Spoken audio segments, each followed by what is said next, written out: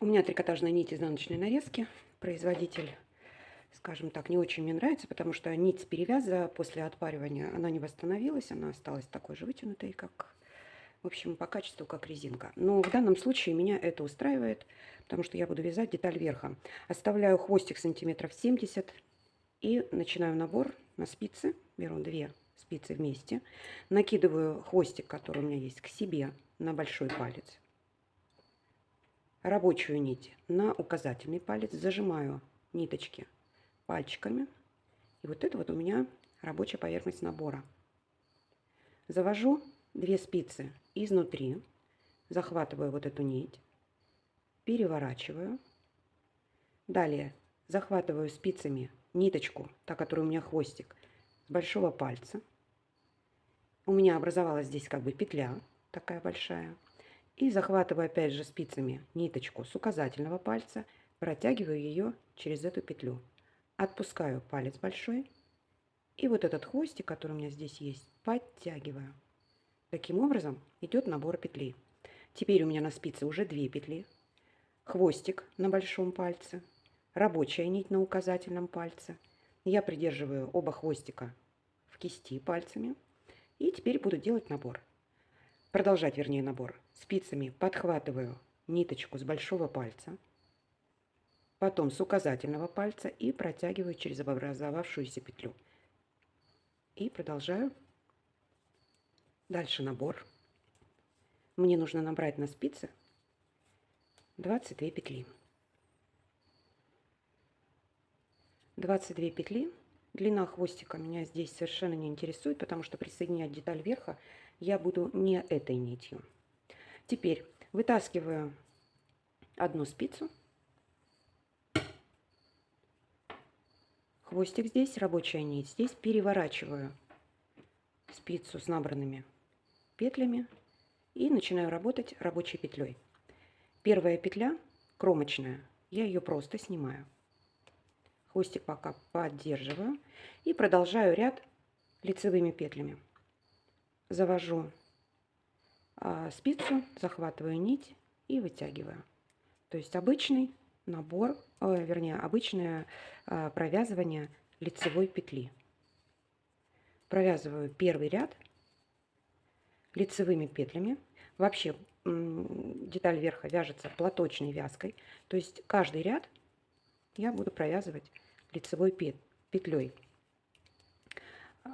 Но ряды, тем не менее, будут оставаться лицевыми и изнаночными. Сейчас я провязываю первый ряд, он будет изнаночным. Дохожу до последней петли. Последняя петля у меня тоже кромочная. И буду я ее вязать перевернутой. Таким образом. Закидываю ниточку перед работой. Теперь игла. Ввожу спицу сзади петли и из-под. Вот таким образом. Вот у меня петелька. Я ввожу спицу из-под низу этой петли. Захватываю рабочую нить и протягиваю ее, очень удобно перед камерой, протягиваю ее через эту петлю кромочную. Вот так. Это перевернутая кромочная, очень красивый получается, аккуратный у нее вид. Переворачиваю изделие и вяжу второй ряд. Кромочную снимаю, из середины снимаю, с внутренней части, не отсюда с краю, а отсюда с середины. И продолжаю ряд, а тут у меня 20 петель, также лицевыми петлями до конца. Дошла до последней петли. Также буду ее вязать перекрученной. Ниточку перед работой. Ввожу спицу из-под низу в середину. Захватываю нить и протягиваю ее через петлю. Такой вот получается вид. Переворачиваю изделие. Также снимаю кромочную петлю. У меня будет третий ряд изнаночный. И третий ряд также провязываю лицевыми петлями до конца. Последняя петля кромочная, перекрученная. Провязываю. Третий ряд готов.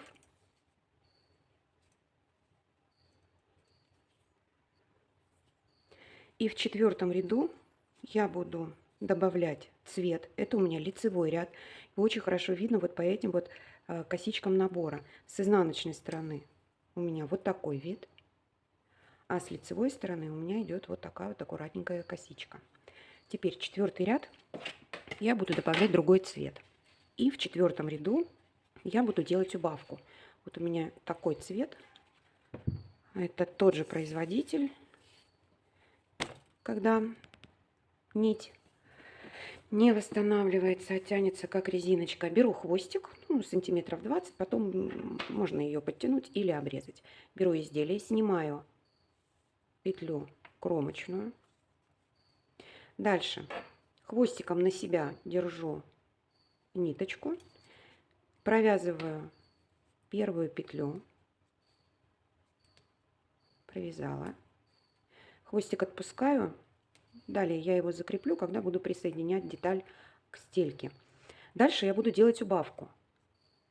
Ввожу спицу за 2 петли, захватываю нить и вытягиваю ее через 2 петельки. Убавка готова. Продолжаю дальше вязать лицевыми петлями до конца ряда, оставляя в конце кромочную, 1 петлю и еще 2 петли, то есть всего 4, 2 петли для убавки. Вот у меня остается 4 петли. Теперь я буду делать убавку с этой стороны, с левой. Я снимаю 2 петли, переворачиваю их на спицы, ввожу спицу с левой стороны под них, вот так под 2, захватываю нить и провязываю 2 петли вместе. Дальше петля и кромочная перевернутая. 4-й ряд с убавками, с первыми убавками у меня готов. Переворачиваю изделие, провязываю 5-й ряд. 5-й ряд у меня изнаночный. Я снимаю кромочную с серединки. И у меня на спице, кроме кромочных, есть 18 петель. 18 петель провязываю лицевыми. 18. Здесь немножко расхлябано, но это все поправимо. Подтягиваю ниточки, просто фиксирую их. Потом подтяну кромочную петлю, провязываю также перевернутой.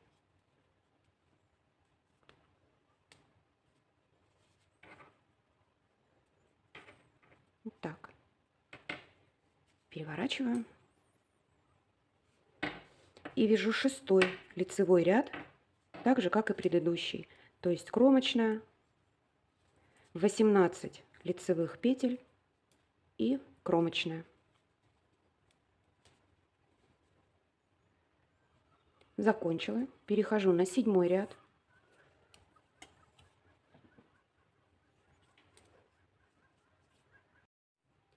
Седьмой ряд провязываю как предыдущий. И в следующем ряду я вернусь к предыдущему цвету. То есть с этим светлым я буду заканчивать. Довязываю до конца ряда и кромочную петлю я провяжу уже другим цветом. То есть этот я оставляю. Это у меня изнаночная сторона. Вывожу сюда ниточку. Беру рабочую нить. И уже ею провязываю кромочную петлю.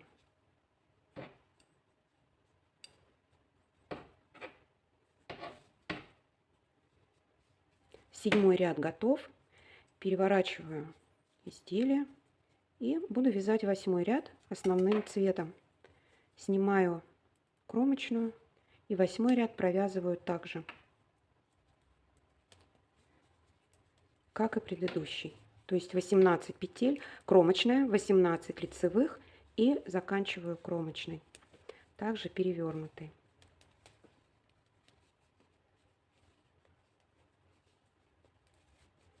Вяжу плотненько, нитка у меня тут тонкая, но эластичность у нее повышенная.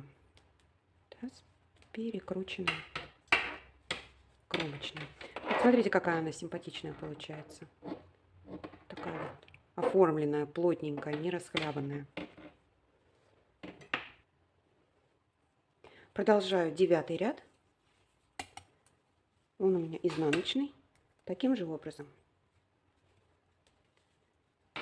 Кромочная и 18 лицевых петель.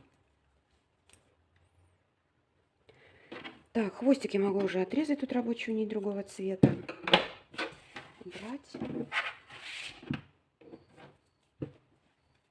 Так, ну что у нас тут с вами? Мы провязали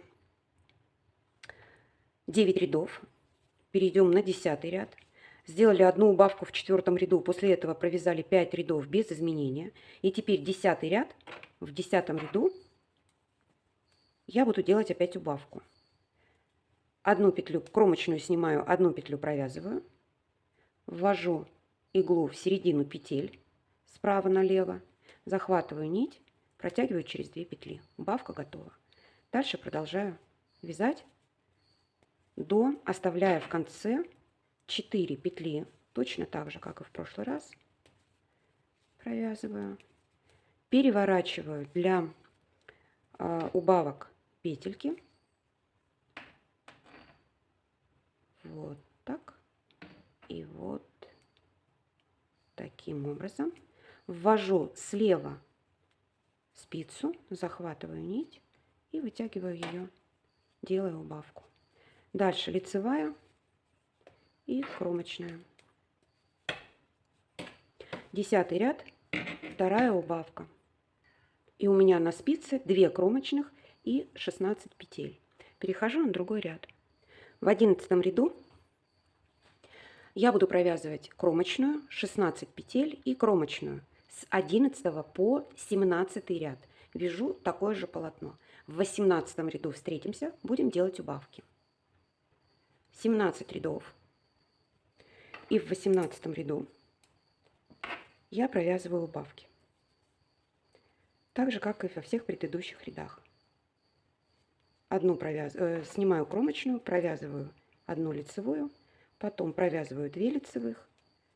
Дальше вяжу лицевыми петлями до конца ряда, оставляя 4 петли. Переворачиваю 2 петли, которыми буду делать убавку. Ввожу иголочку слева, спицу, захватываю нить, протягиваю, делаю убавку. Дальше лицевая и перевернутая изнаночная. Обратили внимание, какой красивый получается ряд кромочный? Вот такой вот плотненький. 18 ряд готов.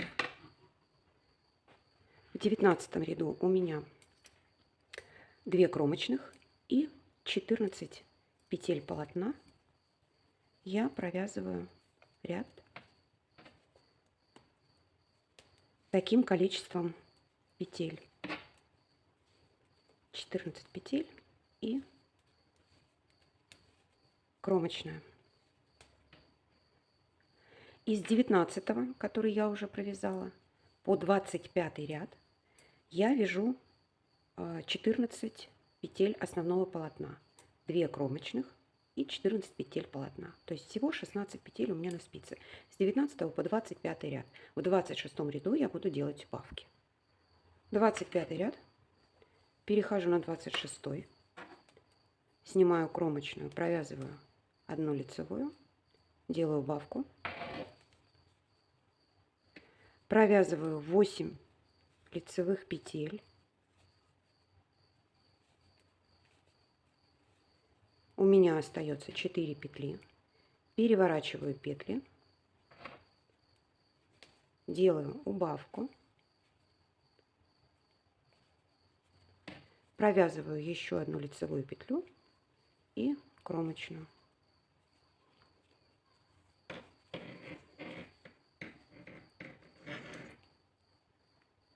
Двадцать шестой ряд готов. И у меня на спицах, что у меня тут получается, 14 петель, то есть 2 кромочных и 12 петель основного полотна. Перехожу на 27 ряд, провязываю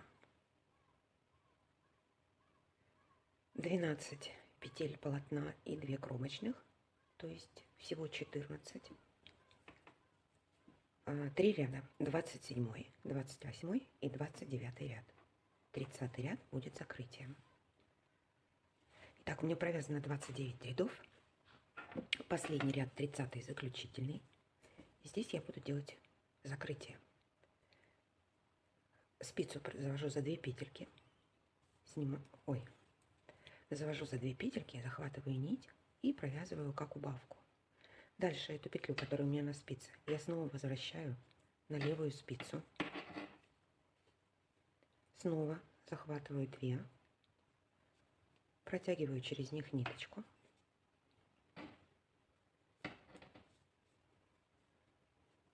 И снова возвращаю на левую спицу. Чуть-чуть подтяну, чтобы ряд был не расхлябанный, закрытый. И повторяю. Вытягиваю, возвращаю. Вытягиваю ниточку и снова петлю возвращаю. Таким образом закрываю ряд.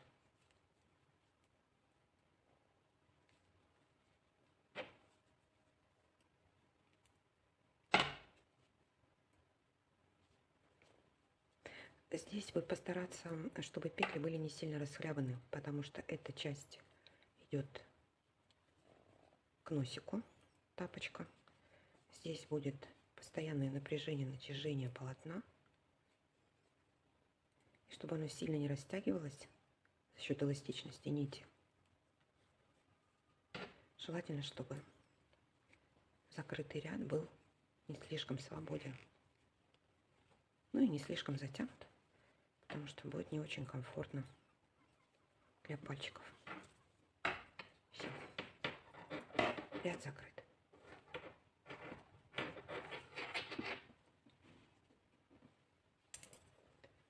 Обрезаю нить.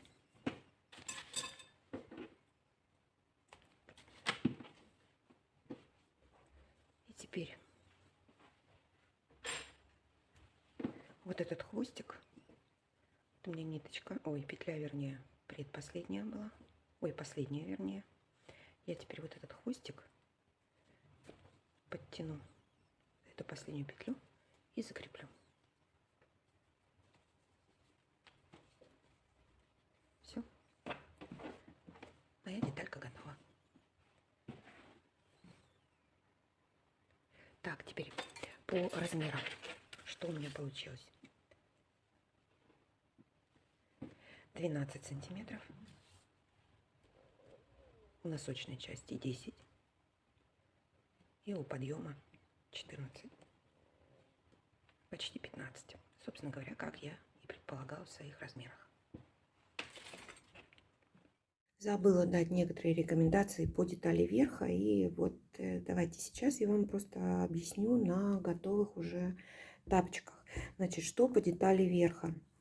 Видео по расчетам, ссылка на видео по расчетам будет в инфобоксе внизу. Посмотрите, там у меня на полную, на закрытую деталь верха рассказан расчет, на урезанную деталь верха. Таким же образом рассчитываем, просто определяя границу обрезания детали верха. Измеряем количество перемычек на стельке. Из этого рассчитываем количество рядов нашей детали верха и рассчитываем убавки либо прибавки, смотря откуда вы будете вязать. Учитываем, что в данной модели я показываю привязывание деталей верха путем вот такой обвязки. Если же вы будете пришивать деталь верха к стелечке, то вам нужно будет учитывать этот размер, потому что деталь верха мы пришиваем прямо к самому основанию. А при таком способе присоединения детали верха у нас с вами получается небольшое расстояние. да, от стельки. Это надо учитывать. Помните, я вам показывала, как я убираю хвосты и раскрывала, показывала вот эту внутреннюю часть. Сейчас ее достаточно сложно показать, но очень хорошо видно вот эти вот, видите, перемычки крайние. Я привязывала за одну перемычку, крайняя перемычка осталась. И вот такое расстояние у нас идет до стельки. Это надо учитывать, когда вы вяжете на размер. То есть у вас деталь верха будет приподнята. За счет этого нужно уменьшать количество петель на ваших расчетах. Если же вы ее пришиваете к детали верха, либо привязываете ее сразу низкой обвязкой, то есть обычной петлевой по канту, то тогда у вас будет размер в размер. То есть тот, который вы замеряете, на тот размер и учитываете. Вот, собственно говоря, и все, что я хотела сказать по детали верха.